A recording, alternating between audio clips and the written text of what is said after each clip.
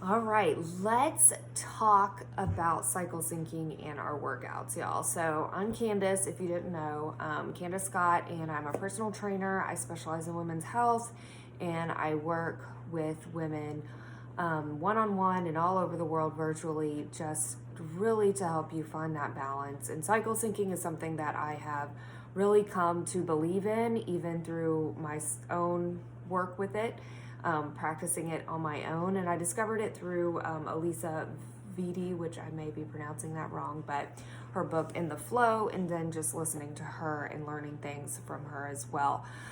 So just to kind of start out, what is cycle syncing? So cycle syncing essentially means that as a woman, we have a 28-day or so cycle that is consisted of 4 phases, and each phase lasts almost, give or take, about a week, some more than others. And it can go over 28 days, just depending on how regulated your hormones are.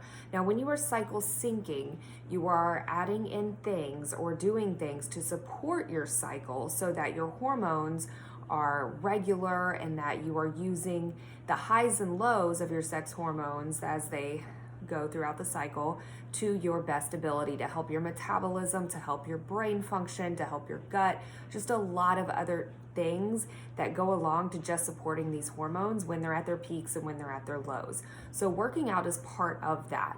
And in each part of the cycle, essentially when it comes to working out, you can think of it broken into the first half and second half of your cycle. So the first half of your cycle is really when everything is rising, your body is preparing itself for potentially getting pregnant, so going into that ovulation stage. The second half is when everything starts to drop down, essentially, give or take, this is just layman's terms, but drop down essentially, and then that is when you have less energy, and in all reality, your metabolism, you're actually burning more calories as that happens because if you were pregnant, that would be what would be occurring. And then if you're not pregnant, your period happens and then you kind of start all over. But again, that's why a lot of times in the second half or around your period, you're very tired, and that's not an abnormal thing. But I really kind of want to bring this more to a forefront and kind of talk about it really quickly, just why it's important to sync your workouts and the type of workouts that you do, why they matter. So there have been studies done, and in her book, In the Flow, Elisa actually talks about one in particular in 2017 when the British Journal of Sports Medicine actually analyzed different studies on fitness trends and things from 2011 to 2013. And during this time, they actually are showing where only about a third of the participants studied, and there were millions, were women.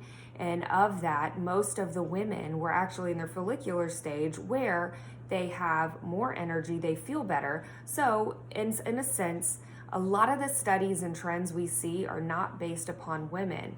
They're actually done based upon men's hormonal cycle, which is a 24-hour cycle. And this is something I never realized, but they have the optimality where their hormones fall and rise throughout the day. So that's why they can burn more fat when they're feeling right, and they can gain more lean muscle with the more testosterone they have. But in a sense, we want to work against this. So to where we are supporting ourselves. We don't want to imagine our bodies on a 24-hour cycle. We are naturally goers where we want to go all the time, go hard. We are naturally inclined to want to work out hard because that's what society told us every day. And it's not to say we can't work out hard, but when we're working out hard, we want to do that in the first part of our cycle because that's when we're going to get the most benefits. That's when our hormones are rising. We're going to build that lean muscle, and we're going to be able to burn more fat and optimize building our metabolism and speeding it up, because the first half of the cycle is when we feel better and more energized. So cycle syncing essentially is just attaching the workouts to the type or the time period you are in with your cycle. So again, we know we have 4 phases of our cycle: follicular, luteal, ovulation, and menstrual, and that was not in order. So follicular is the first part. That's when the hormones are rising. That in the ovulation stage, so the first half, is when we really want to do more intense training. That means lifting heavier, doing that really intense spin class or HIIT or boot camp, whatever it is that you like to do. First half is when you really want to do that, because that's when you're going to be at optimal levels.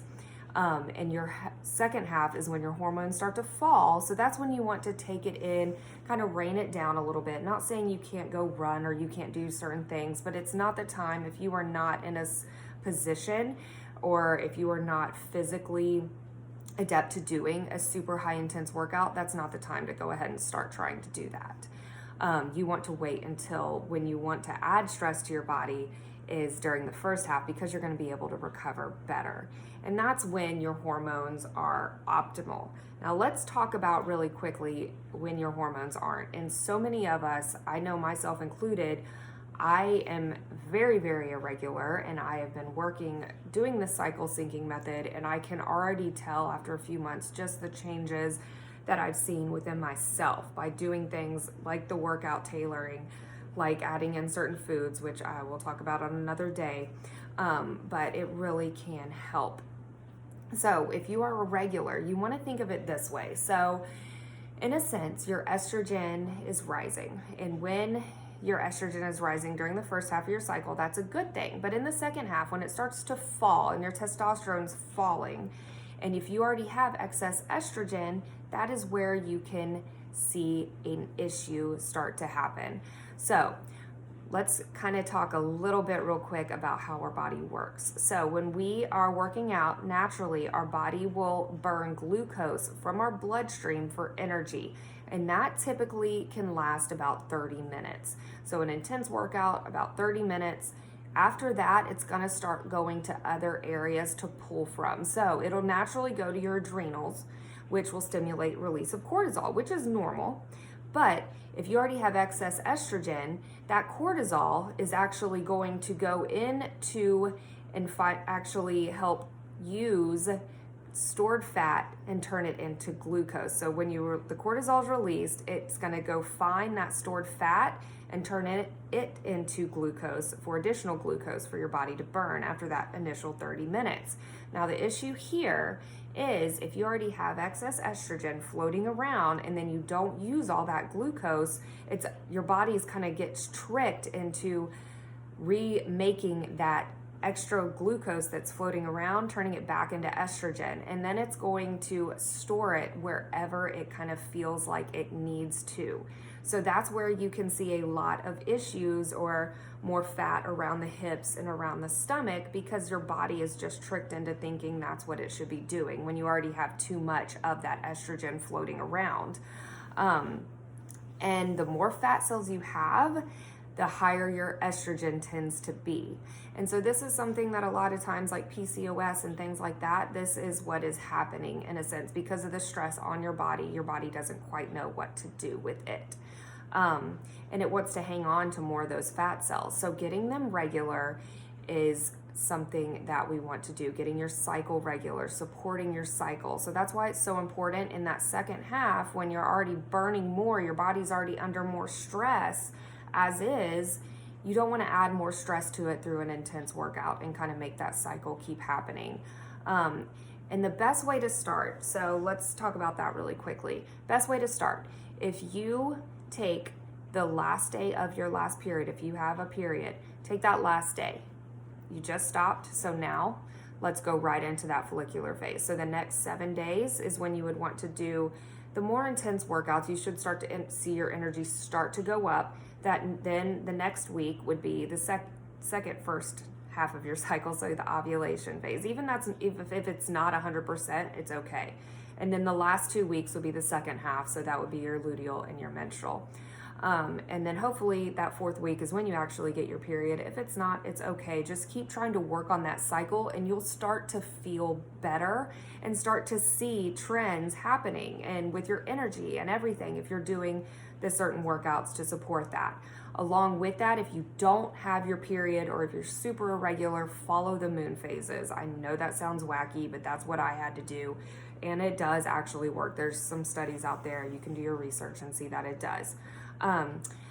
So with that, hope that helped. And if you haven't gotten your free guide yet on how to sync your workouts or the best things to do Be sure to download it. And also, I've got a 4-week workout program at home based. You can adjust it, kind of add resistance as needed, but it's going along with the cycles. So check that out. You can find that below. And be sure to follow me, Candace Fitness, and I'll catch you next time.